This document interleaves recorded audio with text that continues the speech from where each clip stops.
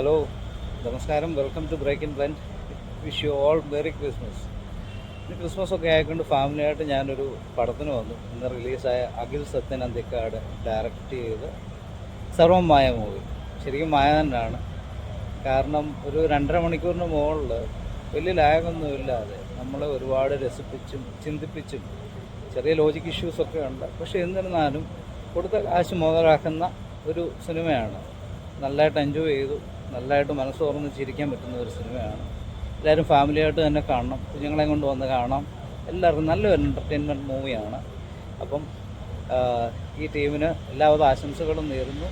Wish them all the best and all success for this movie. By.